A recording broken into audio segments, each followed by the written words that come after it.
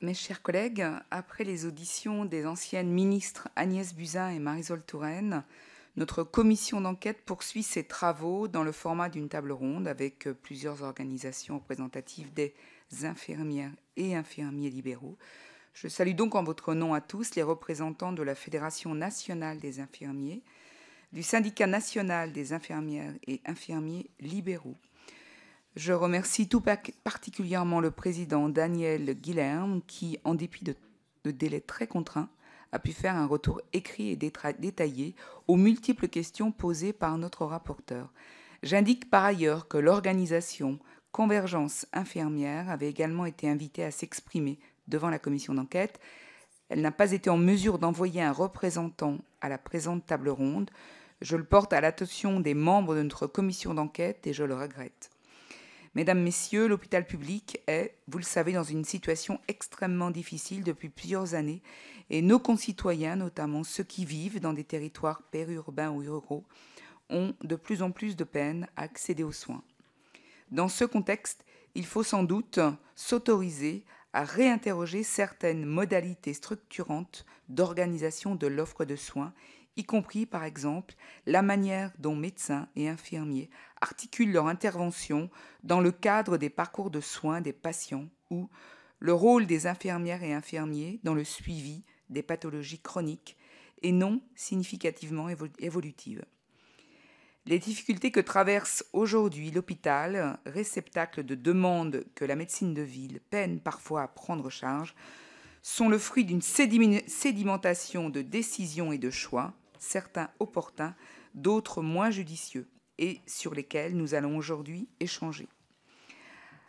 Avant de vous laisser la parole, et ensuite à monsieur le rapporteur, les uns et les autres, vous allez pouvoir développer un propos liminaire. Donc, je vous demanderai, alors qu'il soit bref, de manière à laisser le maximum de temps aux questions et aux échanges.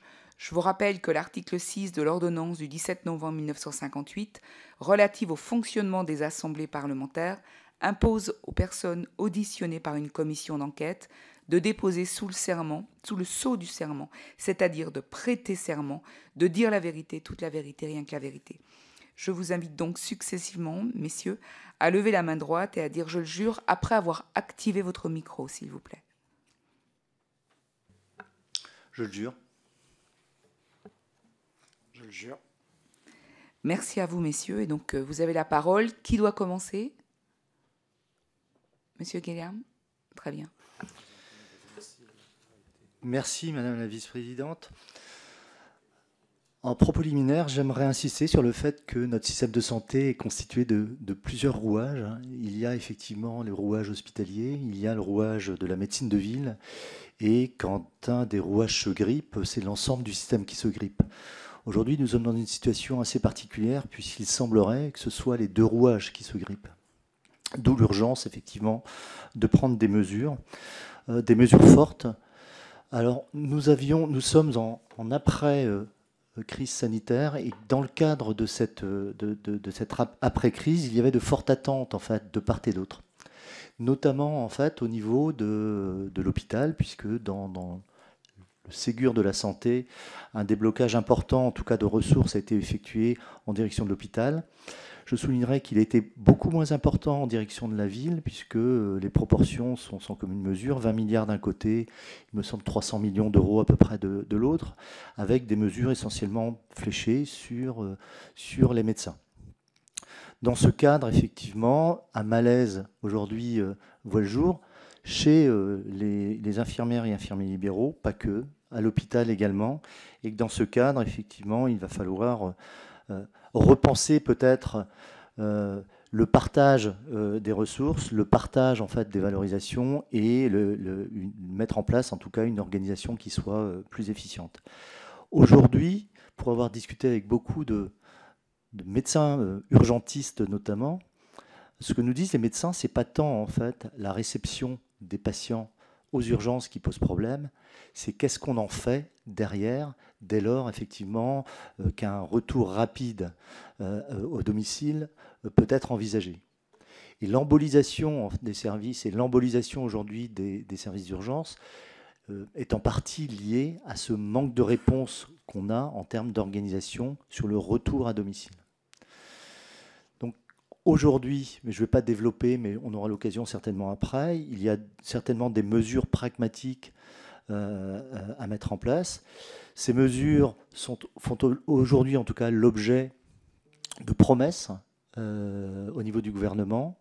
Nous espérons, nous, voir d'ici la fin de l'année une loi infirmière chapeauter en tout cas les vecteurs législatifs de la profession et nous permettre enfin de jouer pleinement notre rôle dans le système de santé dans le cadre de cette désertification médicale. Merci. Monsieur Pinte.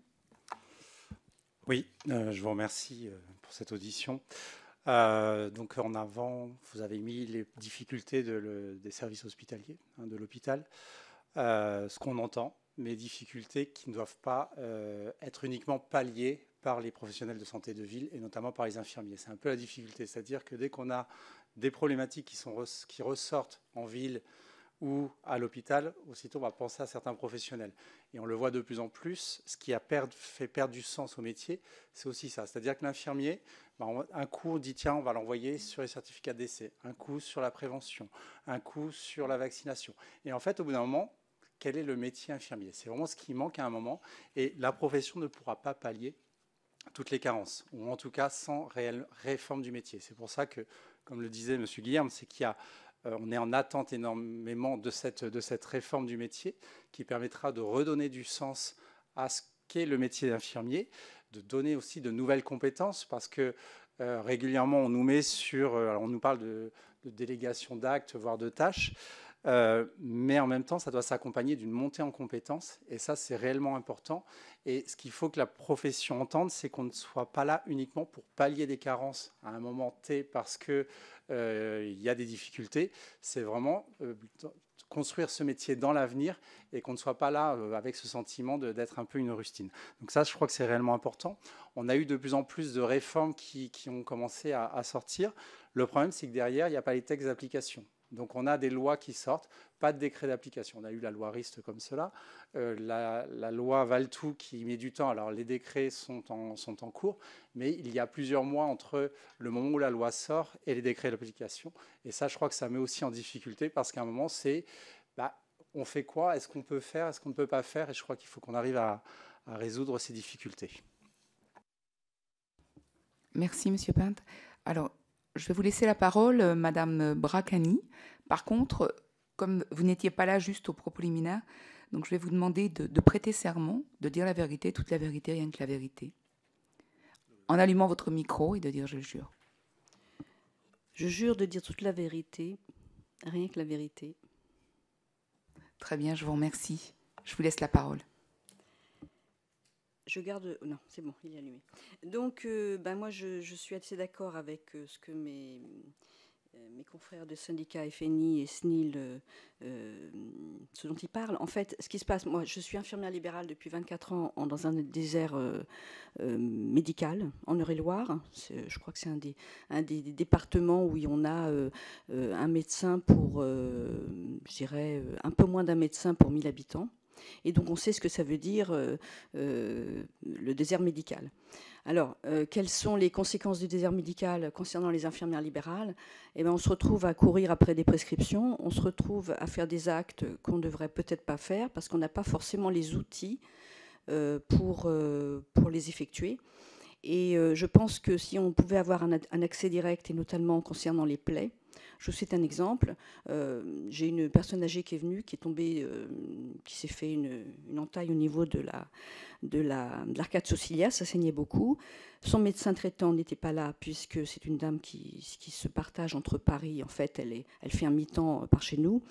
Et elle ne voulait absolument pas aller aux urgences, une personne âgée, et qui n'avait personne pour l'accompagner. Donc il y avait tous les ingrédients pour qu'elle ne veuille pas aller, elle ne puisse pas et elle ne veuille pas aller aux urgences parce qu'elle ne voulait pas attendre et que c'est vrai qu'elle n'avait pas un état général extraordinaire.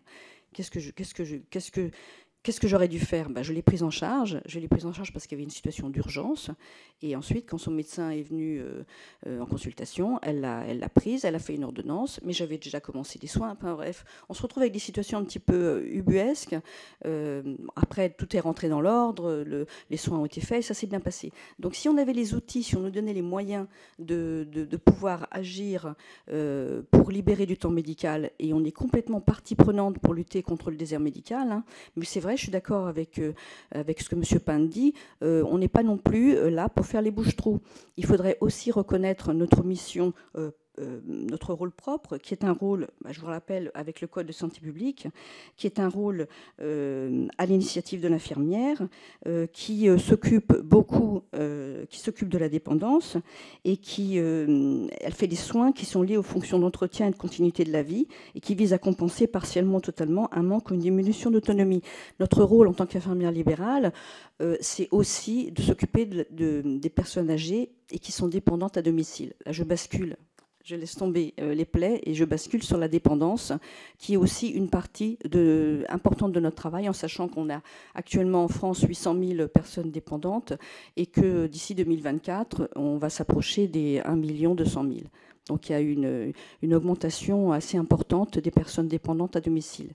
Et pour ça, on est obligé toujours de mendier des ordonnances chez des médecins qui ne sont pas là parce que, personnellement, en désert médical, on n'a pas toujours des médecins à disposition tous les jours.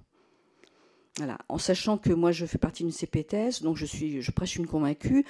Faire confiance aux infirmières, c'est passer aussi par des contacts avec les médecins. Bien sûr, les médecins, les pharmaciens, les kinés travaillent en équipe pour qu'après on puisse avoir des délégations d'actes qui sont, à mon avis, indispensables pour libérer du temps médical, mais il faut que ça reste aussi dans le rôle propre de l'infirmière. Les certificats de décès, je peux vous dire que ça n'a pas été très bien accueilli par les infirmières libérales. Moi, je fais partie aussi du collectif Infirmiers libéraux en colère et je fais partie aussi de l'ONSIL. Et je suis sur les groupes de communication. Et le certificat de décès, la plupart disent « Moi, je n'ai pas fait infirmière pour signer des certificats de décès. Je veux bien le faire pour des malades que je prends en charge et c'est pour aider les familles, mais ce n'est pas mon cœur de métier. J'aimerais bien qu'on reconnaisse mon cœur de métier. Et le cœur de métier, c'est entre autres la dépendance et c'est aussi les plaies. Et les vaccinations aussi. » Monsieur le rapporteur.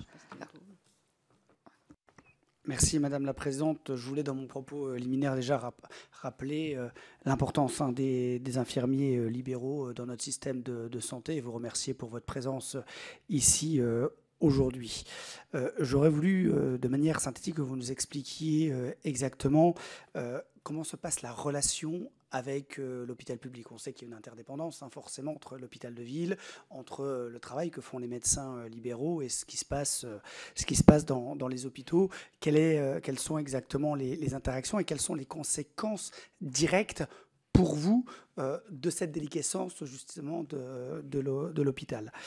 Deuxième question, si de manière très rapide vous pouviez nous dire quel bilan. Alors vous avez bien spécifié que tous les décrets d'application n'étaient pas forcément pris, mais quel premier bilan pourriez-vous tirer des réformes RIST et Valtou pour les décrets qui ont déjà été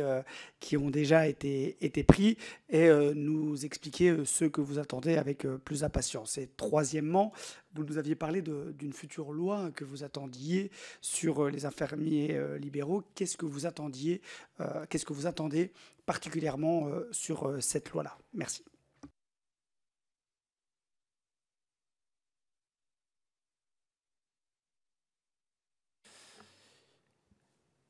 Je vais répondre en fait aux trois questions dans l'ordre. Relation avec l'hôpital public, en fait, la réforme de 2016, la loi Touraine a mis en place en fait des CPTS, des communautés professionnelles territoriales de santé, concomitamment en fait des GHT et une réorganisation, en tout cas une proposition de réorganisation au niveau de l'offre hospitalière au niveau des territoires. Ces CPTS ont un rôle important parce que c'était le chaînon manquant qu'on avait dans la prise en charge des patients. On avait effectivement ce qu'on appelle la coordination clinique de proximité qui consiste à se coordonner autour d'un patient, il manquait en tout cas au niveau de l'organisation un échelon populationnel. Cet échelon populationnel doit régler en tout cas les problématiques de parcours de soins à l'échelle des territoires. Et c'est tout l'objet aujourd'hui des CPTS. Les CPTS, en fait, doivent avoir des liens privilégiés avec les hôpitaux, en fait, qui irriguent le territoire. Et ces CPTS ont un rôle important en termes d'interface entre l'hôpital public, la population, dans l'organisation des parcours de soins. Le degré de maturité aujourd'hui des CPTS est extrêmement hétérogène. Nous sommes encore en montée en charge. Alors, les indicateurs, en tout cas de santé publique, nous disent aujourd'hui qu'un pourcentage très important du territoire national est irrigué par une CPTS. Encore faut-il savoir ce que fait la CPTS. D'être présent, c'est une chose. D'avoir en fait un projet de santé, c'est autre chose. De le mettre en application, c'est encore autre chose. Cette réforme-là est en cours aujourd'hui. Elle est en cours et on voit très bien que l'hétérogénéité en fait des projets de santé à l'échelle des territoires modifie en tout cas peu à peu l'organisation, le paysage. Ça, c'est pour les relations avec l'hôpital public, en sachant que l'interlocuteur privilégié des professionnels de ville avec l'hôpital public peut être ces espaces de concertation que constituent les CPTS. Et ça, c'est fait de manière assez hétérogène aujourd'hui. Sur les bilans des lois RIST 1 et 2 et Valtou, je regrette, moi, très sincèrement, que le Sénat ait un peu raboté les mesures qui étaient contenues dans les lois initiales à RIST en périmétrant, en tout cas, les accès directs protocolisés aux structures d'exercice coordonné. Aujourd'hui, en fait, ça fait à peu près 20 ans qu'on entend parler des maisons de santé pluridisciplinaires, MSP, qui sont le pendant de ce que le Royaume-Uni a en termes de Primary Care Trust. On essaie de coordonner des professionnels de ville au sein d'une même structure. Aujourd'hui, 20 ans après, on a à peine 20% de l'offre de soins intégrée dans des MSP. Quand on ne parle que MSP, qu'on s'occupe que de MSP, on ne s'occupe que de 20% du système. Et ça, il faut vraiment l'intégrer parce qu'il reste 80% en fait, de professionnels dont on ne s'occupe pas. Alors pourquoi les professionnels n'intègrent pas en masse ce modèle ?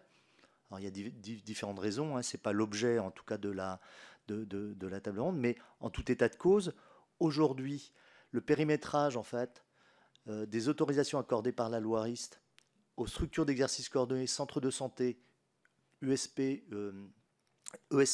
équipe de soins primaires ou MSP, définition loi Touraine, c'est-à-dire janvier 2016, eh ben, ça diminue en tout cas la portée de la loi en termes de levier systémique de réorganisation du système. Ça, c'est pour les lois RIST. Pour la loi Valtou, nous étions en tout cas extrêmement satisfaits pour deux raisons en fait à la promulgation de cette loi. La première, c'est qu'il y avait une reconnaissance en tout cas de la place que pouvaient avoir ou que pourront avoir les infirmières dans les soins non programmés. Et parce qu'en fait, on considère, nous, en tout cas à la Fédération, que le maillage territorial des infirmières et infirmiers libéraux, 135 000, il n'y a pas de désert infirmier en France, 135 000 infirmières libéraux, on peut en tout cas les utiliser de manière positive et concrète pour aider en tout cas à la prise en charge des soins non programmés. Ça, c'est la première raison. La deuxième raison, c'est la création de l'infirmier référent. L'infirmier référent, on l'attendait, nous, c'est une mesure qu'on demandait depuis 2012. On avait écrit un livre blanc en 2012 qui s'appelait Horizon 2030. Alors, n'y voyez pas d'orientation politique à l'époque, mais en tout état de cause, dans ce manifeste, on demandait la création de l'infirmier référent. Pourquoi ? Parce qu'en fait, le médecin traitant existait. Le pharmacien correspondant est arrivé derrière et on considère, nous, à la Fédération, que si on veut avoir un levier de réorganisation systémique, il faut s'appuyer en socle sur ces trois professions. Médecin traitant, pharmacien correspondant et infirmier référent. Et là, par le biais d'accords conventionnels éventuellement tripartites sur des thématiques périmétrées, on arriverait à réorganiser petit à petit les soins primaires au niveau des territoires. Donc pour nous, c'est une avancée majeure, cette création de statut d'infirmier référent, et on attend avec beaucoup d'impatience la publication des textes d'application. Pour ce qui est du troisième point que vous avez soulevé, la loi promise, on va vers une réorganisation des vecteurs législatifs de notre profession. Aujourd'hui, on avait un décret d'acte, on avait un référentiel d'activité et de compétences qui datait de 2009, et entre-temps, en fait, les prérogatives des infirmières et les priorités, en tout cas, au niveau de l'organisation du système de santé ont changé, et ce référentiel n'était plus trop en phase. On a travaillé, et on travaille toujours via notre Collège national professionnel avec la DGOS pour réécrire en fait, ce référentiel d'activité et de compétences et ce référentiel de formation. Ces textes-là devraient sortir normalement à l'automne, et à partir du moment où en fait, ils seront sortis, on nous promet en fait, une loi assez ramassée qui passera peut-être avant l'été. En tout cas, c'est des promesses que nous font le ministère. Ils vont essayer de trouver une niche parlementaire qui permettra de le faire. Une loi très ramassée qui permettrait en tout cas de définir les grandes missions de la profession. Dans ces grandes missions, il y a quelque chose de nouveau, c'est que le rôle propre est inversé, c'est-à-dire qu'il arrive avant les définitions qu'on connaissait avant. On nous mettait le rôle prescrit avant, puisque nous sommes une profession prescrite. Dans la loi, normalement, en fait, le rôle propre interviendra d'abord, et il y a surtout, en fait, la création de la consultation infirmière. Et ça, c'est une avancée aussi majeure pour nous. Donc, on est dans une dynamique de réorganisation législative, réglementaire de notre profession, avec des attendus, en tout cas pour ce qui nous concerne, qui sont extrêmement importants en termes d'autonomie, d'accès direct et de consultation infirmière.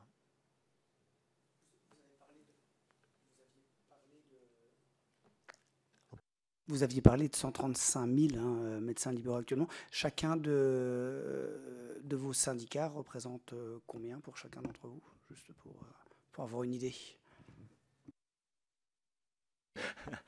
Moi, je peux vous le dire, hein, la Fédération nationale des infirmiers a 12 000 adhérents aujourd'hui.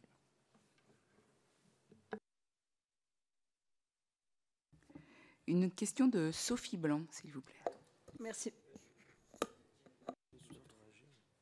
Pardon. Alors, juste avant, je vais laisser les réactions si possible. Oui, allez-y. Monsieur Pinte, non? Bon, je vais faire assez court hein, parce qu'on est complètement d'accord avec ce que vient de dire M. Guillaume. Sur le lien ville-hôpital, on voit que ça reste très compliqué malgré tout parce qu'il y a ces difficultés liées au CPTS. Mais si on exclut les CPTS, on a quand même besoin d'un lien parce que les patients passent de la ville à l'hôpital. Et ce lien avec l'hôpital est souvent très compliqué dans la prise en charge au quotidien. Et ça s'améliore progressivement. Je pense qu'il y a un besoin de mieux connaître le secteur de la ville pour les hospitaliers et inversement de l'hôpital pour les libéraux. Et on le voit quand on met en place des mesures qui permettent de faciliter ce lien. Par exemple, la mission Braun qui avait été mise en place durant l'été où les infirmiers libéraux pouvaient, sur appel du SAMU, aller lever le doute chez un patient. On a vu ces relations là où ça a fonctionné, où ça s'est mis en place. Les relations entre l'hôpital et la ville, en tout cas entre les infirmiers libéraux et notamment les médecins régulateurs, découvrir ce que les uns et les autres faisaient et puis une confiance s'est gagnée. Et c'est vrai que je pense qu'il y a des missions comme ça qui permettent de mieux faire connaître les deux milieux et puis d'améliorer cette relation et cette coordination parce que derrière, il ne faut pas oublier, c'est que comment on améliore la coordination et la prise en charge des patients. Donc voilà, il y a encore des difficultés. On manque d'outils aussi de coordination. Alors on va de plus en plus vers de la coordination, mais on développe des outils qui ne sont pas interopérables. La ville a du mal à communiquer avec l'hôpital. Donc c'est vraiment un enjeu sur l'avenir, c'est comment on améliore aussi ces outils de coordination. Et il y a sûrement quelque chose à faire sur ce sujet. Sur les décrets en attente et les décrets tels qu'ils sont sortis, alors sur l'infirmier référent, je rejoins complètement ce que M. Guillaume dit, hein, c'est vraiment quelque chose qu'on attend dans l'avenir. C'est maintenant les missions qu'on va confier à cet infirmier référent, puisque le texte de décret reste encore très flou sur ces missions. Je pense que c'est un moyen d'améliorer encore une fois la prise en charge des patients, notamment sur le renouvellement. C'est vraiment quelque chose sur lequel nous on tient, qui pour l'instant ne semble pas être pris, c'est le renouvellement de soins infirmiers par les infirmiers référents. C'est-à-dire qu'on a des patients chroniques, on prend en charge ces patients, il nous faut une prescription médicale qui va être pour 1 mois, pour 3 mois, et quand cette prescription se termine, on se retrouve en difficulté parce qu'on n'a plus de prescription. Donc soit on fait appel au médecin, mais de plus en plus, certains infirmiers se retrouvent en difficulté parce que le médecin, soit il est en congé, soit il est parti. Et à ce moment-là, on fait quoi de ces patients-là? Donc on espère que cet infirmier référent puisse au moins renouveler, alors on peut y mettre des règles sur un nombre de renouvellements, etc., mais puisse renouveler ses soins infirmiers. On n'est pas sur une nouvelle prise en charge, on est vraiment sur la continuité des soins. Et ça, je crois que c'est réellement important, et je pense que l'infirmier référent, c'est aussi une des missions qu'il pourrait remplir. Sur les différents décrets qu'il y a pu avoir, donc sur la prise en charge des plaies par la loi Rist, on sait très bien qu'on est en attente des décrets, et a priori, ce qu'on attend, c'est plutôt que la loi sur la réforme du métier soit publiée de façon à intégrer ces réformes-là dans la future loi. Ça peut avoir du sens. Le problème, c'est combien de temps ça va prendre. Parce qu'au fur et à mesure, on décale en fait cette loi sur le métier infirmier. Et à un moment, on fait comment en ville? Nous, en ville, on est de plus en plus en difficulté parce qu'on n'a pas ces prescriptions. Sur la prise en charge telle qu'elle est prévue, sur la prise en charge des plaies par la loi Rist, l'infirmier obtient quasiment une autonomie. Mais il faut aller jusque-là, il faut vraiment y aller. Et on ne peut pas se permettre d'attendre encore des mois et des mois. Sur le terrain, ça se traduit par une grosse difficulté. On a de moins en moins de prescripteurs, des patients qui sont sans prescription. Et on fait comment? C'est vraiment la difficulté que l'on a. Donc sur les décrets, ceux qui ont pu sortir, alors il y a eu sur les IPA, sur l'autonomie des IPA, sur l'accès direct des IPA. Donc ça, les textes sont sortis. Par contre, on voit systématiquement il y a des difficultés. Là, la difficulté, c'est que certaines caisses de l'assurance maladie ne reconnaissent pas cet accès direct et ne remboursent pas les soins en estimant qu'il n'y a pas eu de prescription. Et donc, l'IPA ne peut pas être payé pour ces soins parce qu'il n'y a pas de prescription. En fait, systématiquement, on le voit, il y a des barrages, des freins qui sont administratifs, qui sont et qui vont un peu freiner toutes ces nouveautés. Donc ça, c'est réellement dommage. Sur la loi sur le métier infirmier, donc on l'a dit, plus d'autonomie, une vraiment reconnaissance de nos compétences. L'autonomie, c'est l'accès direct. L'accès direct, on ne le réclame pas sur beaucoup de choses, et c'est ce qui a été dit aussi bien par la FNI que par l'ONSIL. C'est notamment sur la prise en charge du patient dépendant, sur la prise en charge des plaies, qui sont du rôle propre infirmier. Donc normalement, dans mes compétences, je n'ai pas besoin d'une prescription médicale pour prendre en charge ces patients-là. Par contre, en ville, pour ouvrir droit au remboursement pour le patient, je dépends d'une prescription médicale. Et donc ça, c'est une grosse difficulté sur la prise en charge des patients, et c'est aussi un manque de reconnaissance et une certaine défiance vis-à-vis de la profession. Donc ce qu'on souhaite réellement, c'est de reconnaître nos compétences, et ce qui relève du rôle propre, de ne pas spécifiquement dépendre d'une prescription médicale qui ouvre droit au remboursement. D'autant plus qu'on a mis en place au fur et à mesure des avenants des mesures qui permettent aussi cette coordination avec les médecins notamment, mais aussi avec les autres professionnels de santé. Sur la prise en charge de la dépendance, l'infirmier remplit systématiquement un bilan de soins infirmiers. Bilan de soins infirmiers qui est systématiquement transmis au médecin. Donc il y a une transmission de l'information. Donc l'infirmier n'est pas complètement un électron libre dans cette prise en charge. Il y a réellement cette coordination. Juste, est-ce que vous pouvez nous réexpliquer la possibilité de prescription pour l'infirmier ou infirmière? Actuellement? Oui. En ville? Oui. Enfin oui, en ville, oui. En tout cas, la prescription, alors, elle est très limitée. On a eu la prescription sur la vaccination. La prescription des dispositifs médicaux dans le cadre de prise en charge de pansements, de plaies.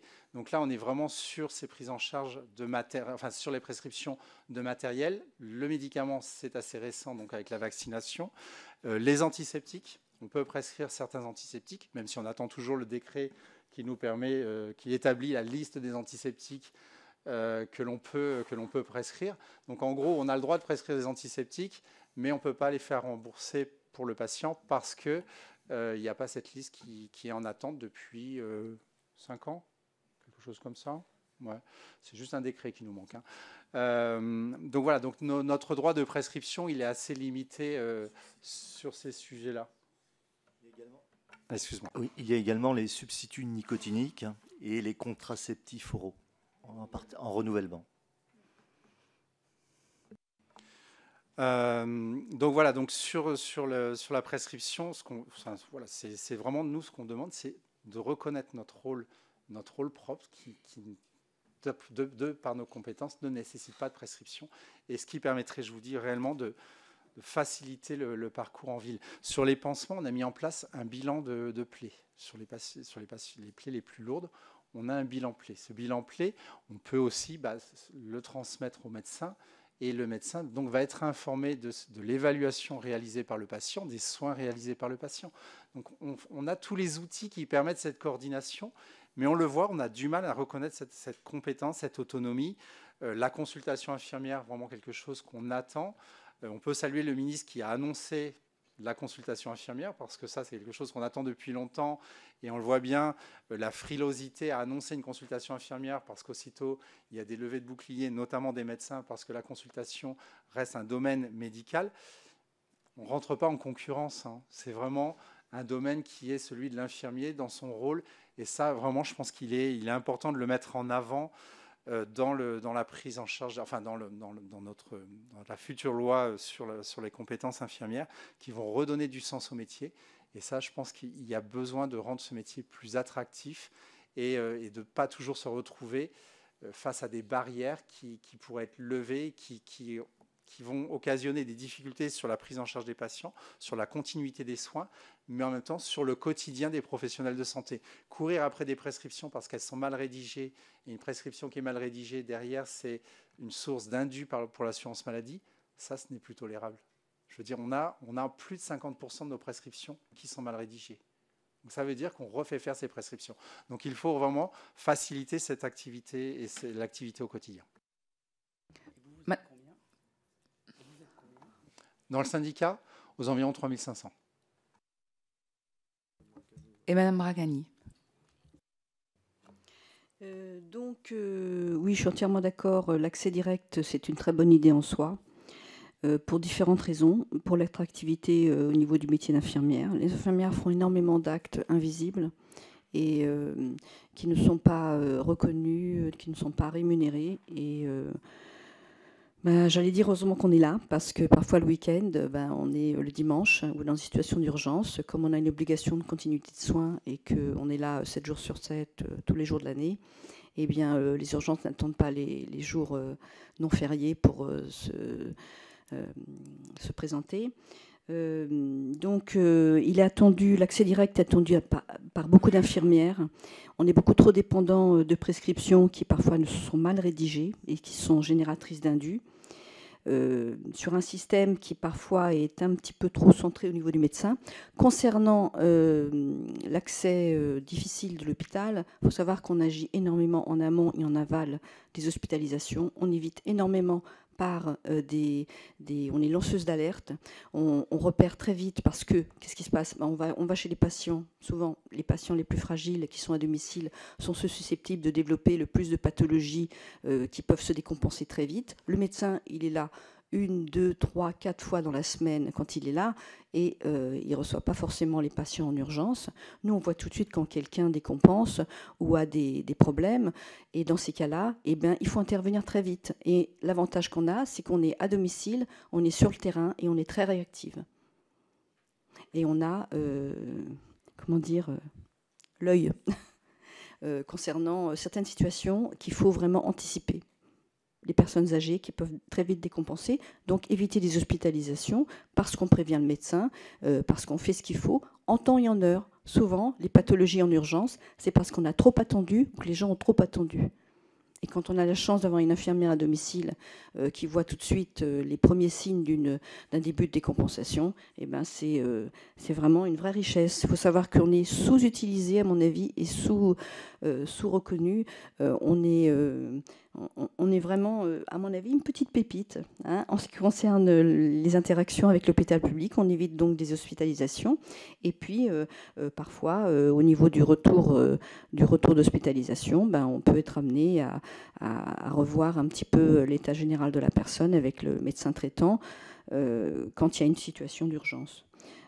En ce qui concerne le bilan des réformes, ben, on attend un petit peu de voir ce que donnent les promesses de M. Valtou concernant la consultation en soins infirmiers. C'est vrai qu'il y a eu des levées de boucliers, mais je pense que c'est un problème de malentendu avec les médecins. Je pense qu'il faut vraiment les rassurer. On n'est pas du tout dans leur terrain. On n'est pas en train de... C'est de la consultation en soins infirmiers. On est, en tant qu'infirmière, capable d'un diagnostic infirmier. Ce n'est pas un diagnostic médecin. On le fait tous les jours, le diagnostic infirmier. Moi, quand je rentre chez quelqu'un, s'il y a un problème, avec l'observation, on a vite fait de faire un diagnostic infirmier qui est de notre propre rôle. Donc, je pense qu'il faut communiquer avec les médecins pour pas qu'il y ait autant de levées de boucliers. Et puis, la consultation en soins infirmiers ou la consultation infirmière, c'est surtout du domaine de la prévention. Et parfois, ça peut amener à des actions de régulation. On a quand même une action de régulation très importante. Et puis, l'accès aux plaies, c'est quand même quelque chose qui est de notre domaine, pour lesquels on se forme régulièrement. Et le médecin, en général, c'est le scribe. C'est-à-dire que nous, on fait des soins, et puis il nous dit je vous fais confiance, vous prescrivez vos produits, je vous fais confiance, vous gérez la plaie de A à Z, vous m'appelez s'il y a un problème. En fait, avec nos médecins de ville, on n'a pas de problème de confiance. Les plaies, ils s'en remettent entièrement à nous. Et en sachant qu'il y a pas mal dans la population âgée de plaies chroniques, ce qu'on appelle des ulcères, qui durent pendant des années, et pour lesquels on peut intervenir tous les jours. Donc rendre le métier attractif, oui, c'est donner une autonomie un peu plus importante et de reconnaître certains actes invisibles qu'on fait et de reconnaître notre expertise et notre compétence et notre diagnostic infirmier. Merci. Merci à vous. Donc une question de notre collègue Sophie Blanc. Je vous remercie, Madame la Présidente. Juste une brève question, bien que vous ayez déjà répondu. Mais est-ce que vous considérez que les revendications, notamment du collectif infirmiers libéraux en colère en mars dernier, ont été dans l'ensemble satisfaites? C'est-à-dire, est-ce que vous avez été entendu dans la reconnaissance de votre profession? Vous y avez répondu un petit peu en partie du fait que vous attendiez des décrets d'application, etc. Mais je pense à la revalorisation de certains actes notamment et sur l'indemnité kilométrique, pour être un peu précise. Je vous remercie. Alors, l'ONSIL et le SNIL s'associe avec les collectifs des infirmiers libéraux en colère pour ces actions en ce qui concerne les revendications tarifaires. Pour l'instant, on a une tenue de table ronde avec les syndicats représentatifs, avec une promesse de revalorisation à l'automne ou plus tard. Et actuellement, je sais que dans le groupe, ça gronde un petit peu parce qu'il y a des cabinets qui sont un petit peu en détresse, qui ferment. Et il y a eu certaines régions où les infirmiers n'étaient plus là et que les patients se faisaient eux-mêmes leurs piqûres parce que les cabinets fermaient, parce qu'il faut savoir que nous, depuis 15 ans, on n'a pas été augmenté au niveau de l'acte clé. Il y a eu effectivement, avec le travail des syndicats, des missions qui ont été apportées à l'infirmière libérale, mais c'est des missions relativement, anecdotiques. Il n'y en a pas beaucoup. En fait, pour qu'on puisse avoir une véritable revalorisation du métier, que les infirmières puissent en vivre, parce que à 3,15 € de l'AMI brut, c'est compliqué. On est obligé de travailler beaucoup. Les infirmières travaillent beaucoup et c'est générateur de burn-out. Et puis surtout, faire beaucoup d'actes au niveau sécurité du patient, c'est pas terrible. Donc en être amené à faire beaucoup d'actes parce qu'on n'arrive pas à vivre, parce que 3,15 €, parce qu'une injection c'est 4,50 € brut, on divise par 2, on va dire que c'est quand même un petit peu limite. On n'a pas de date fixe, mais on a des promesses de tenue de négociation à l'automne. Et on espère, mais bon, il y a des tables rondes qui sont actuellement en cours. Nous, on n'est pas syndicat représentatif, donc on n'en fait pas partie. Mais je pense qu'il y a sûrement du bon boulot qui est fait. Mais je sais qu'au niveau de la base, ça râle un peu parce qu'on trouve que l'automne, c'est un petit peu loin et qu'il y a des cabinets qui ferment. Voilà. Allez-y, Monsieur Pinte. Oui, je vais juste compléter. Donc, alors la colère, c'est ce qu'on a dit, hein, on l'entend et elle est légitime sur certains points. Alors, c'est vrai que l'AMI 15, n'importe quoi, le montant de l'AMI, donc qui est à 3,15 €, n'a pas été revalorisé depuis 2009. Pour autant, il y a eu des avenants qui ont permis d'améliorer certaines prises en charge. Donc, en fait, c'est surtout ça. Sur certains pansements ont été revalorisés. Les prises de sang, on a pu les compter à taux plein, alors qu'avant, elles n'étaient pas comptées à taux plein. Enfin, il y a eu des éléments qui ont permis d'améliorer au fur et à mesure les prises en charge. Pour autant, c'est vrai que les actes, certains actes comme la prise de sang, sur le montant de la prise de sang, on est à 6 €, ou sur l'injection simple, on est à 4,50 €. Donc ça, c'est clair qu'il faut pouvoir revaloriser ces actes-là. L'impact de l'inflation a été plus fort en fait que les dernières mesures qui ont été mises en place sur des revalorisations de certains actes. Et c'est là où je pense que la profession s'est sentie en difficulté. Mais je pense que le malaise, il est beaucoup plus profond. Il y a certes ces difficultés liées à la rémunération. Les déplacements, il y a eu pourtant une revalorisation de 10%, donc qui a été actée en janvier, enfin qui a été mise effective en janvier, qui n'est certes pas suffisante, mais c'était une possibilité d'augmenter déjà ces déplacements. Donc ça, on y est favorable et on pense qu'il faut aller plus loin parce que c'est sûr que ces déplacements à 2,75 € maintenant, ça reste encore insuffisant. Alors sachant que les infirmiers se déplacent quand même beaucoup, qu'une grosse partie de leur activité est en ville, hein, et à domicile, pardon. Donc c'est vrai qu'il faut continuer cet effort. Il y en a eu un de fait qui n'est pas suffisant, mais il y a quand même eu cet effort de 10%. La grogne, elle est aussi liée aux relations avec l'assurance maladie, avec des contrôles qui sont parfois, alors on n'a rien contre les contrôles de l'assurance maladie, mais parfois de façon, on va dire, un peu intense, un peu non prévue, c'est-à-dire que l'assurance maladie était sur un fonctionnement qui était lié à notre convention, à nos avenants, et puis au fur et à mesure a changé le sens des textes et se met à contrôler sur des actes qui passaient jusqu'à maintenant. Et d'un seul coup, il y a un changement des règles qui font que l'infirmier se retrouve avec des indus, et c'est de plus en plus fréquent. Et ce qu'on demande, c'est vraiment de revenir sur un fonctionnement qui soit conventionnel, que si l'assurance maladie veut venir sur certaines règles, pourquoi pas, mais on repasse par une négociation et ça ne se fait pas de façon unilatérale par une interprétation des textes de l'assurance maladie. Donc c'est vraiment ce qu'on veut remettre en avant et c'est ce qui a généré aussi ces incompréhensions, ces difficultés de la profession. Alors l'assurance maladie là, a remis en place des groupes de travail dont le premier a débuté aujourd'hui, justement sur les difficultés liées à la NGAP, les difficultés liées aux interprétations des textes, mais aussi sur les modalités de contrôle et d'indu, parce que parfois, et de plus en plus, les modalités ne sont pas celles qui étaient prévues dans les textes. Donc il faut revenir à quelque chose qui soit conforme au texte, de façon à lever un peu cette pression sur la profession. Et je crois réellement que si on lève différents leviers, c'est-à-dire la rémunération, mais aussi lever la pression qui existe sur la profession, qui a peur de facturer maintenant à tort et d'avoir des indus, mais aussi de faciliter le quotidien des infirmiers, c'est-à-dire de ne pas dépendre d'une prescription qui est mal rédigée, qui va me générer de l'indu.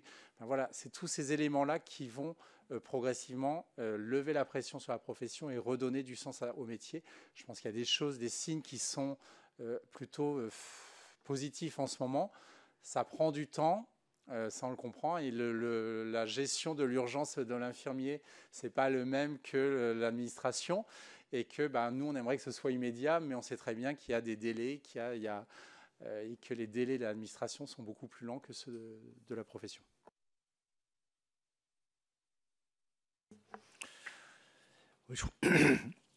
Pardon, dans un système contraint, nous sommes dans un système contraint, hein, nous avons un objectif national des dépenses d'assurance maladie tous les ans.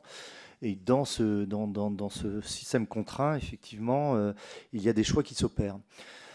Nous, ce qu'on constate aujourd'hui, effectivement, c'est une forme d'inéquité des redistributions. Je vais prendre un exemple. Il y a 2 négociations en cours aujourd'hui.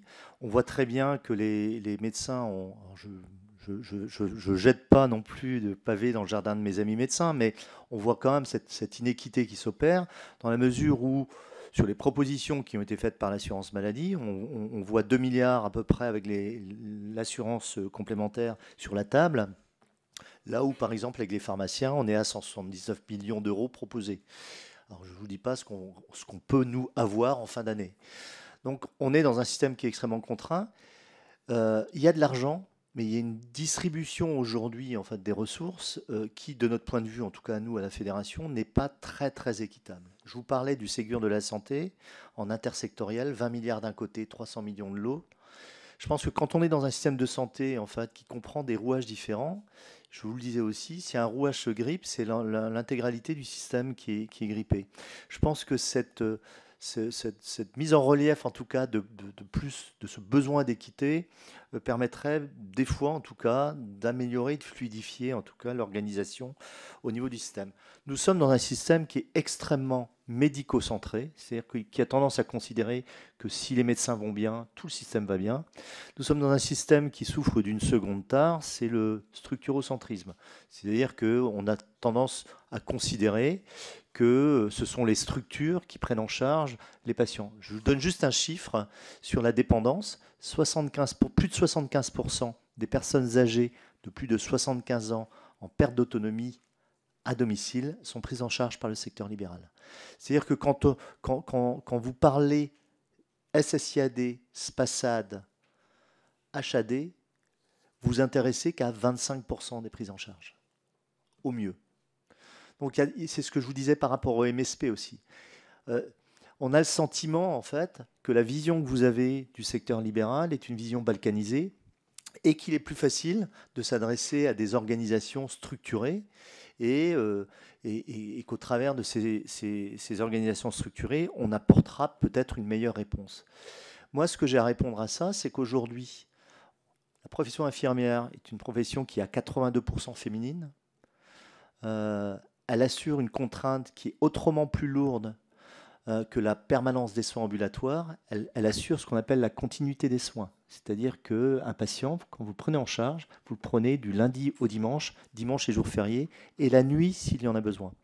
Donc ça, c'est une contrainte qui est lourde, profession féminine. Et malgré ça, on a une profession qui connaît quand même une croissance démographique qui est aux alentours de 4,5% depuis plus de 10 ans. Depuis plus de 10 ans. Donc, appuyez-vous en tout cas sur cette profession pour effectivement soulager l'hôpital public, parce qu'on a des choses à faire ensemble, on a des choses à faire avec l'hôpital public, et notamment en retour d'hospitalisation, en organisation des retours d'hospitalisation. On a des vecteurs aujourd'hui qui nous le permettent. On parle des CPTS, on parle des organisations en fait territoriales, et aujourd'hui, si on obtient en tout cas ce qui nous est promis, c'est-à-dire des consultations infirmières périmétrées, je vais prendre un exemple, on nous promet des épisodes caniculaires de plus en plus fréquents. Aujourd'hui, ce qu'on observe, moi j'ai pratiqué en secteur très rural, quand vous avez une personne déshydratée, très âgée, déshydratée à son domicile, vous n'avez d'autre choix que de l'hospitaliser. Elle est déshydratée, vous devez la faire hospitaliser et vous savez qu'elle va peut-être passer des heures sur un brancard au service d'urgence. Elle revient fréquemment avec des escarres. Aujourd'hui, si on avait un accès direct protocolisé sur la réhydratation de ces personnes âgées-là, on éviterait une forme de maltraitance envers ces personnes âgées. Et je pense que c'est ces ouvertures-là qui sont en train de s'opérer aujourd'hui avec la réingénierie du diplôme d'état d'infirmier. Je rejoins ce qu'a dit John Pan tout à l'heure sur les craintes, en tout cas, que ça génère chez les médecins. Je répète aussi ce qu'il a dit, c'est qu'on n'est pas là pour jouer aux médecins. On ne va pas jouer aux médecins. Nous ne demandons pas, en tout cas à la Fédération nationale des infirmiers, une consultation généraliste. Nous demandons en fait des consultations périmétrées. Je vais vous donner un exemple. On a aujourd'hui le droit de prescrire un vaccin. Vous allez passer un moment pour convaincre le patient de se vacciner. Vous allez vérifier son statut vaccinal. Le patient va aller à la pharmacie. Il se peut que ce soit le pharmacien qui fasse le vaccin. Vous aurez passé 20 minutes, une demi-heure avec le patient. Vous n'aurez pas fait l'acte. C'est aucunement valorisé. Nous demandons, nous, par exemple, sur ce périmètre de la vaccination, la création d'une consultation infirmière prévaccinale. Ce sont des petits éléments comme ça qui, mis bout à bout, vont amener de la fluidification, une fluidité pardon, des prises en charge et qui permettront effectivement un meilleur accès des patients au système de santé. Merci.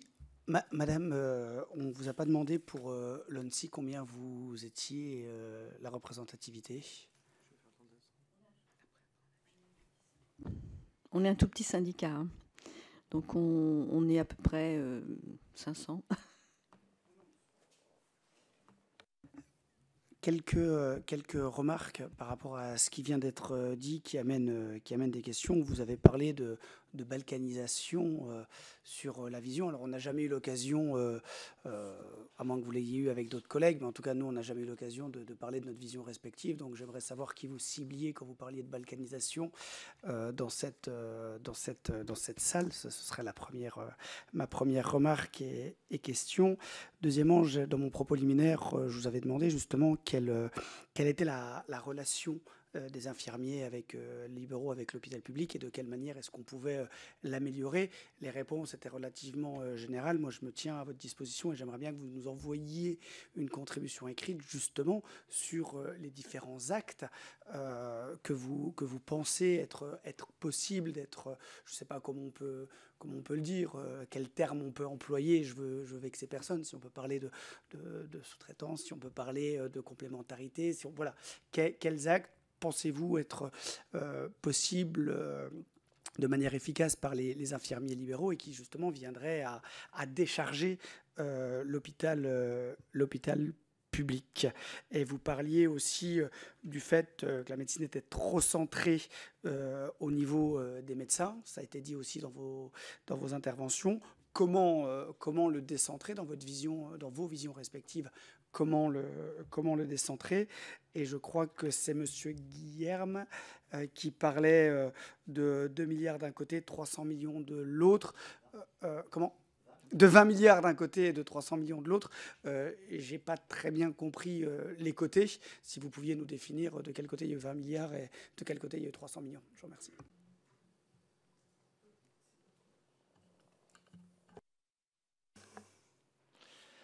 Qu'il n'y ait pas de malentendu, je ne cible personne dans cette salle. Quand j'ai parlé de balkanisation, c'est la vision en tout cas qui est véhiculée quand on a des rendez-vous parlementaires, des rendez-vous que ce soit à l'Assemblée nationale ou au Sénat. On voit très bien que les parlementaires ont des difficultés à appréhender l'organisation du secteur libéral. Et c'est vrai qu'une organisation posée, une structure, un SIAD, tout le monde sait ce que c'est. En tout cas, les élus savent tous ce que c'est. Un service d'HAD ou un établissement de santé le savent aussi. L'organisation du secteur libéral, la vision qu'ils en ont, ce sont des professionnels qui sont à leur compte, indépendants, et qui travaillent, mais chacun en fait dans son couloir. Et c'est ce qui donne en fait cette vision balkanisée. Mais c'est pas stigmatisant ce que je dis. Hein. C'est absolument, en tout cas nous, le ressenti qu'on a. Deuxième chose, sur le décentrage en tout cas du système, on a insisté là-dessus, c'est qu'on ne veut pas jouer au médecin, on ne veut pas devenir médecin, on fait un métier différent, on fait un métier qui est un métier complémentaire de celui des médecins. On a des compétences partagées. Je n'aime pas le terme de transfert de tâches, parce que le transfert de tâches, ça s'apparente à un métier de tâcheron, et nous ne sommes pas des tâcherons en fait. Nous faisons des prises en charge de patients qui sont des prises en charge holistiques globales, et nous ne sommes pas des tâcherons. Nous avons des compétences partagées sur les plaies, nous avons des compétences partagées certainement peut-être meilleures que les médecins sur l'éducation thérapeutique, et là c'est documenté en tout cas tant sur le plan national qu'international. Et puis nous avons en fait des compétences partagées sur la prévention. Aujourd'hui, en fait, vous avez créé des consultations de prévention aux âges clés de la vie. Ça constitue pour nous, en tout cas, qui réalisons et pouvons réaliser ces consultations, les premières consultations infirmières de prévention. Donc, décentrer en fait le système, c'est prendre conscience que quand les médecins vont bien, ça ne veut pas dire que tout le système va bien. Et c'est souvent le sentiment, nous en tout cas infirmiers spécifiquement, qu'on a quand on discute, y compris avec les services centraux. Pardon ? Les 20 milliards, oui. Alors ça, c'est dans le Ségur. Dans le Ségur, en fait, vous avez eu des ressources allouées. Et si vous faites le total des ressources allouées à l'hôpital avec les différentes mesures, vous avez 20 milliards d'un côté, la ville, 300 millions.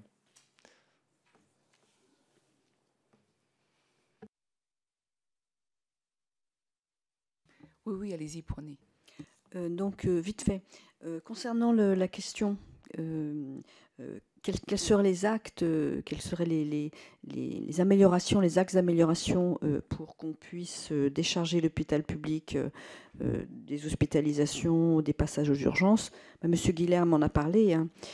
Si on pouvait avoir un accès direct quand une personne est déshydratée, il suffirait d'une perfusion la nuit, 5-6 jours. La personne, elle est sur les rails, elle est chez elle, elle n'attend pas aux urgences. Il n'y a pas de risque d'escarre et il n'y a pas de risque non plus de rupture avec son milieu familial. Ce sont des personnes souvent très fragiles. Et puis, nous, le bilan prévention, tout ce qui est préventif va éviter des décompensations et des passages à l'hôpital. Donc, on est là tous les jours et quand il y a une décompensation, on est très réactif. Au contraire, des consultations des médecins. D'ailleurs, pourquoi les gens vont aux urgences ? Parce qu'ils ont une urgence et il y a une réactivité. C'est ça qu'ils recherchent, la réactivité quand ils ont un problème. Le médecin de ville ne peut pas toujours l'apporter. Nous, on peut, dans le domaine de nos compétences, c'est un terrain qui est quand même assez réglementé. On peut, dans notre domaine de compétences, réguler, c'est-à-dire diriger des personnes à tel ou tel spécialiste ou tel ou tel médecin traitant. On peut avoir une efficacité en amont qui est une efficacité due à notre réactivité et à notre place sur le terrain à domicile. Donc ça fait partie des choses qui ont l'air un peu abstraites, mais en fait, tous les jours, on est confronté à ça. Et si on avait les moyens, on serait encore plus efficace. On l'est déjà pas mal, mais on serait encore plus efficace. Juste avant de vous donner, c'est pour ça. Merci beaucoup pour les explications. On va vous renvoyer un petit mail si vous pourriez nous renvoyer la liste des tâches avec, bien entendu, la justification de pourquoi est-ce que pour vous, ce serait faisable. Parce qu'après, j'entends le positionnement, on va, pas arbitrer, mais faire des recherches et essayer d'entendre tous les sons de cloche pour savoir en effet lesquels seraient réellement transférables, entre guillemets, de celles qui le seraient moins en ayant entendu tout le monde. Mais on va peut-être vous renvoyer un mail, je pense, pour que vous puissiez vraiment nous envoyer la liste précise, qu'on puisse travailler dessus. Ouais. Je vais faire très court. Je ne vais pas reprendre. Donc cette liste, on vous l'enverra. Mais par exemple, la chirurgie ambulatoire, on a voulu la développer. On a mis en place des mesures tarifaires dans notre convention. Par contre, très peu de prescriptions pour la prise en charge de la chirurgie ambulatoire par les infirmiers libéraux. Vous voyez, il y a des choses comme ça qui permettraient de décharger l'hôpital. Le patient, il rentre le matin, il ressort le soir, il y a un suivi infirmier pour pouvoir justement prévenir des complications, pouvoir assurer le suivi du patient à domicile. Peu de prescriptions. Pourquoi ? Vous voyez, c'est comment ? Qui prend en charge ? C'est l'assurance maladie qui le prend en charge. Oui, j'entends bien. Mais qui prend en charge le suivi médical quand il y a une chirurgie ambulatoire ? Actuellement, oui. Il y a plein de chirurgies ambulatoires qui ne se font pas, ou alors les patients retournent à l'hôpital pour faire ce suivi. En fait, le suivi qui pourrait être assuré à domicile par les infirmiers n'est pas réalisé. On a l'infirmier référent, on en parlait tout à l'heure, de pouvoir préparer la sortie du patient dès quasiment son hospitalisation. Il y a plein de pays, vous rentrez à l'hôpital, on est déjà en train de préparer votre sortie. En France, ça ne se fait pas. On vous la prépare la veille, et encore, c'est parfois le jour même. D'accord ? Ce qui fait qu'on sort des patients dans des mauvaises conditions parce que l'hôpital n'a pas conscience de ce qui se passe à domicile. Des patients qui sortent de chirurgie ou même d'une hospitalisation, qui sont âgés, ils se retrouvent chez eux, ils n'ont pas de famille, ils n'ont personne avec eux. On en fait quoi? Au bout d'un moment, on n'a plus le choix, c'est de les renvoyer à l'hôpital. Donc je pense qu'il y a vraiment un travail à faire avec ces infirmiers référents, notamment sur la sortie d'hospitalisation. Sur le décentrage du médico-centrisme du système, je crois qu'il faut vraiment qu'on reconnaisse les compétences des uns et des autres. Il faut, et je pense que là, le pouvoir politique a un rôle à jouer, parce qu'on est toujours en train, nous-mêmes, de défendre nos précarés et de dire on ne veut pas partager. Mais on n'a pas le choix. À un moment, le système a besoin de partager des compétences. Le suivi de pathologies chroniques, on peut réellement le faire en ville par les infirmiers libéraux. On a développé le suivi sur la BPCO, donc la bronchopneumopathie, ou sur l'insuffisance cardiaque. Pareil, peu de prescriptions de ce suivi infirmier. C'est un suivi qui est hebdomadaire. Et quand il a été prévu en sortie d'hospitalisation une fois qu'on a décompensé. Pourquoi ne pas le prévoir quand avant que le patient soit hospitalisé, avant qu'il ait décompensé, ce suivi infirmier, l'infirmier, il est formé aussi à l'orientation, à la coordination. On sait alerter le médecin au bon moment. Donc je pense qu'il y a réellement ce travail à faire avec les autres professionnels et peut-être aussi d'arrêter de nous mettre en concurrence. C'est-à-dire que quand il y a un texte qui sort ou quand on a un projet, c'est peut-être de concerter directement toutes les professions ensemble plutôt que de les concerter en catimini. On va voir les médecins, ensuite on va aller voir les infirmiers et puis ensuite on les laisse s'écharper un petit peu. Juste avant de laisser la parole à Emmanuel Fernandez, juste une question pour Madame Bracani. Vous parliez tout à l'heure de la déshydratation de la personne âgée avec une perf pendant 8 jours. Est-ce que vous évitez l'hospitalisation ainsi? Mais la perfusion, vous la laissez à domicile? C'est ça. Alors, souvent la perfusion est la nuit pour que la personne âgée éventuellement puisse avoir, pas les premiers jours si elle n'est pas très bien, mais puisse avoir une vie normale. Mais effectivement, une déshydratation sur une personne âgée peut avoir des conséquences très lourdes sur tous les organes de son corps. Et on évite les hospitalisations. On pose une perfusion pendant la nuit, 500 millilitres ou 1 litre. Et souvent, les personnes âgées qui sont très fragiles, très fatiguées et qui, on a l'impression qu'il faut les hospitaliser. En fait, elles étaient juste déshydratées. Et le fait, au bout de 48 heures, 3 jours de perfusion, la personne va beaucoup mieux. Et au bout de 8 jours, le problème est réglé. Voilà.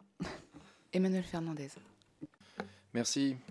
Madame la Présidente, merci Madame et Messieurs pour vos interventions. Vous êtes au cœur des métiers du soin et vous subissez de plein fouet la désertification médicale et les restrictions de budget, la politique de gestion managériale de l'hôpital avec des objectifs de baisse de coûts, une logique financière au détriment de la qualité de l'accueil et plus largement au détriment de l'humain. Vous êtes bien souvent et de plus en plus contraints à colmater les brèches, si je peux me permettre, d'un système de santé en déliquescence. C'est le terme qu'a employé à très juste titre, je crois, le rapporteur. J'étais présent avec un certain nombre de mes collègues à la manifestation début avril pour soutenir le collectif des infirmiers libéraux en colère devant le ministère de la Santé. On a beaucoup échangé, on a bien conscience que beaucoup d'entre vous flirtent avec le burn-out. Un certain nombre basculent quand d'autres se voient contraintes ou contraints de s'arrêter malgré la flamme de la vocation originelle qui persiste.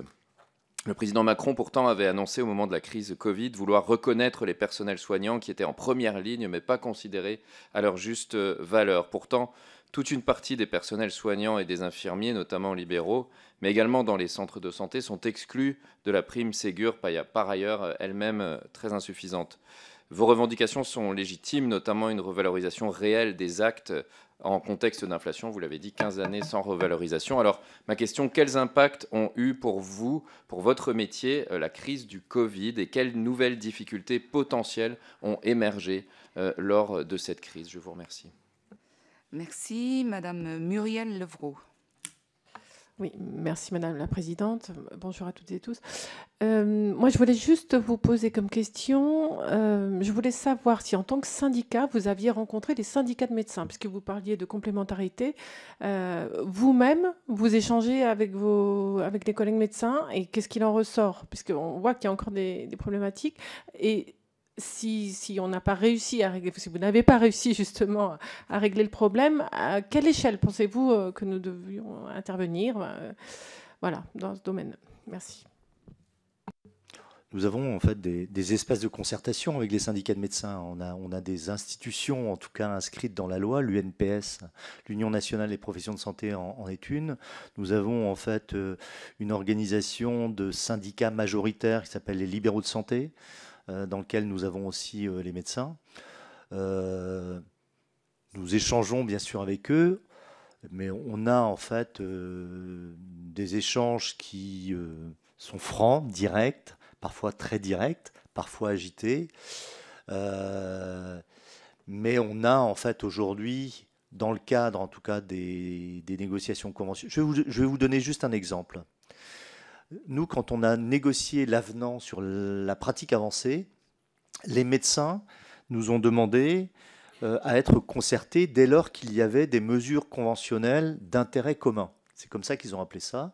Ils ont saisi Thomas Fatome en disant, Thomas Fatome, comme vous discutez de mesures qui risquent d'impacter sur notre activité, on veut être dans la discussion. Donc on veut discuter avec les syndicats infirmiers. On a joué le jeu, nous. On a joué le jeu, donc on les a reçus, on a discuté, on a échangé, on a aplani les difficultés. Là, vous avez des syndicats de médecins aujourd'hui qui discutent une mesure sur les assistants médicaux qui peut impacter éventuellement notre activité à nous. Pourquoi ? Parce que dès lors que vous aurez un assistant médical qui sera titulaire d'un diplôme d'état d'infirmier, il aura possibilité au sein du cabinet de réaliser des actes infirmiers qui viendront en concurrence avec le tissu libéral qui est autour. Tout ça payé par l'assurance maladie. J'ai écrit à Thomas Fatome, puisque je considérais que c'était un sujet d'intérêt commun, médecin infirmier, je n'ai eu aucune réponse. J'ai saisi les syndicats de médecins, je n'ai eu aucune réponse. Ça vous donne en fait une idée de la manière dont le corps médical appréhende les autres professions.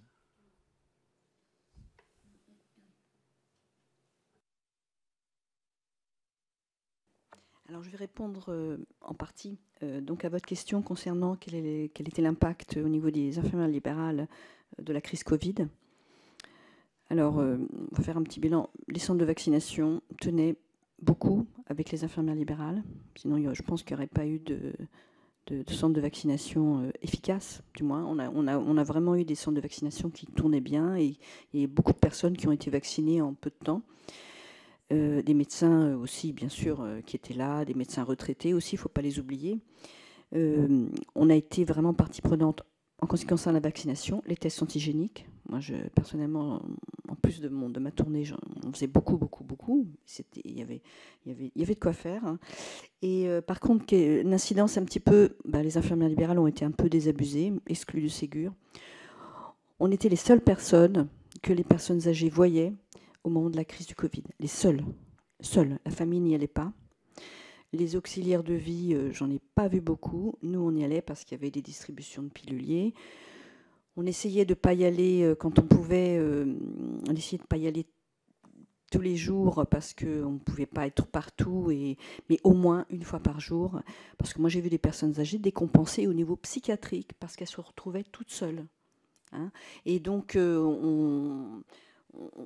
on n'a rien eu comme reconnaissance, en fait. Hein. On a vraiment, parce que c'était notre métier, et c'est l'ADN de l'infirmière, c'est d'être là, de répondre présent quand il y a une mission d'intérêt public, enfin une mission de santé publique, lors d'une crise aussi aiguë que la crise du Covid. Hein, c'était quand même très anxiogène.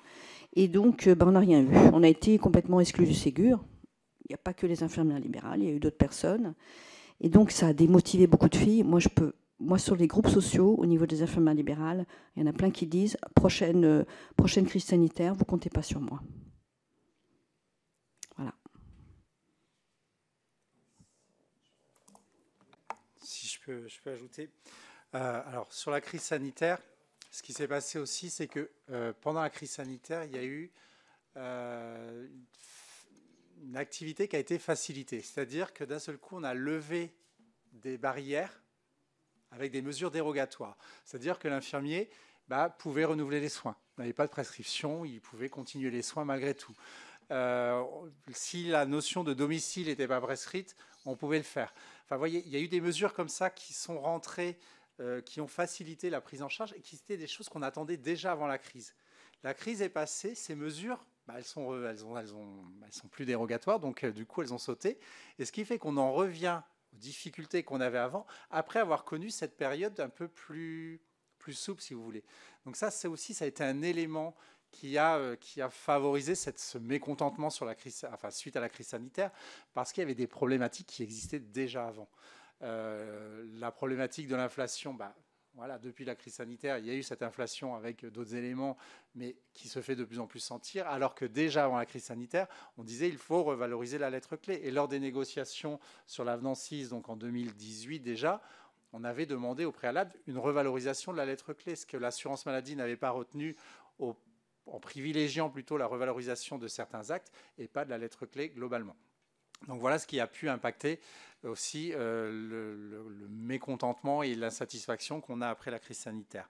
Sur les relations avec les médecins, comme l'a dit M. Guilherme, on a des contacts réguliers avec ces syndicats de médecins, on parle régulièrement, mais malgré tout, quand on échange avec eux, on a malgré tout ces barrières qui se lèvent dès qu'on demande une nouvelle prérogative.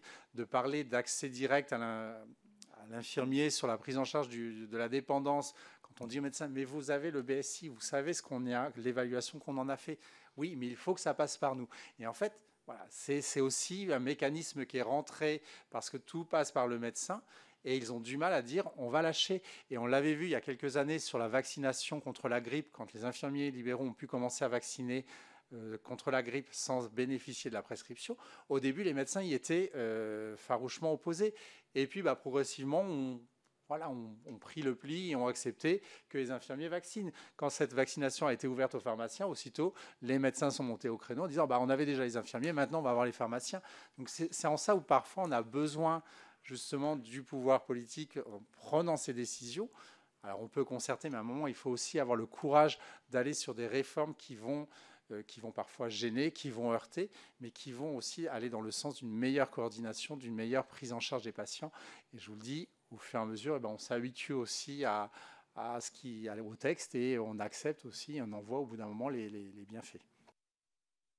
Sur l'impact de la crise sanitaire, au-delà de la frustration liée au sentiment que les promesses n'ont pas été tenues, on a un phénomène aussi qui s'est mis en place, c'est-à-dire que la crise sanitaire a, de mon point de vue, augmenté le taux de fuite dans les services hospitaliers avec des infirmières qui sont venues s'installer sur une activité spécifique, et ça a duré à peu près 2 ans, donc test antigénique, vaccination, en ville.